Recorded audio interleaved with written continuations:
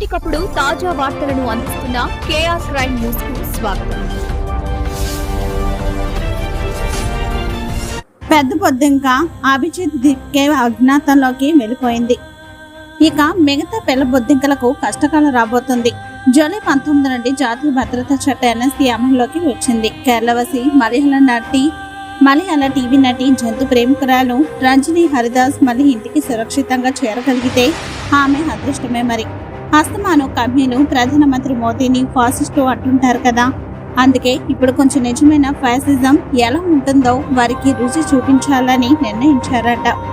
జాతీయ భద్రతా చట్టం కింద నిరోధాత్మక నిర్బంధం విధించే ఢిల్లీ పోలీసుల అధికారాలను మరో 3 నెలలు అంటే జూలై 19 నుండి అక్టోబర్ 18 వరకు పొడిగించారు. అంటే కేరళ నుండి బొద్దింకల కోసం భోజనం పంపించిన వారు, డబ్బు తీసుకునే నిరసనను రెచ్చగొట్టిన సినీ ప్రముఖులు, చర్చి పాద్రీలు, అలాగే ఇంకో వ్యక్తి సంస్థ ఏబిషియాన్ ACNR అనే తీవ్రవాద ఛానల్ అని పేర్కొంటూ ఆ ఛానల్ను నిషేధించాలని అభిప్రాయం వ్యక్తం చేశారు. అంతేకాక ఆ ఛానల్ బెనామీ యజమానిని కూడా విచారించే అవకాశం ఉందని సమాచారం. జాతీయ భద్రతా చట్టం ప్రకారం ఎలాంటి అధికారిక అభియోగాలు నమోదు చేయకుండానే గరిష్టంగా 12 నెలల వరకు ఒక వ్యక్తిని నిర్బంధంలో ఉంచవచ్చు. ఇక ఢిల్లీ పోలీస్ కమిషనర్ కు NSA కింద ఉత్తర్వులు జారీ చేసి అరెస్టులు చేసే అధికారం ఉంది. అంతేకాదు, ఈ అల్లర్లకు నిధులు సమకూర్చిన వారిపై NIA దర్యాప్తు జరపాలని కోరుతూ దాఖలైన పిటిషన్ను ఢిల్లీ హైకోర్టు రేపు విచారించనుంది. ఇక నిర్బంధంలో ఉన్న వ్యక్తి అడ్వైజరీ బోర్డు ముందు తన అభ్యంతరాలు తెలియజేయవచ్చు. అయితే ఆ బోర్డు ముందు న్యాయవాదిని తీసుకురావడానికి చట్టం అనుమతించదు. ప్రస్తుతం ఢిల్లీలో జరిగినది ఇదే. సెక్షన్ 3 కింద ఢిల్లీ పోలీస్ కమిషనర్ కు ఉన్న ఈ అధికారాలను జూలై 19 నుండి అక్టోబర్ 18 వరకు మరో 3 నెలలు పొడిగించారు. ఇదే కొత్త చట్టం కాదు,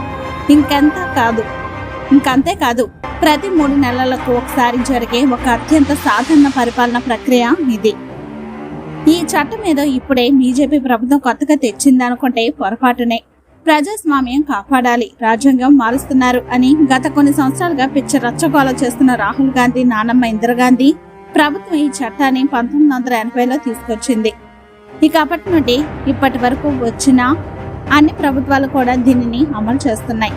తెగేదాకా లాగితే దాని పరిణామాలు అత్యంత దారుణంగా ఉంటాయి. మరి బీజేపీ ప్రభుత్వ ఓపికను, మౌనాన్ని తప్పు చేసింది కనుక మౌనంగా ఉందని కొందరు, చేతనాన్ని తనగా మరికొందరు లెక్కల గట్టుకు ఎగిరెగిరి పడ్డారు పాపం.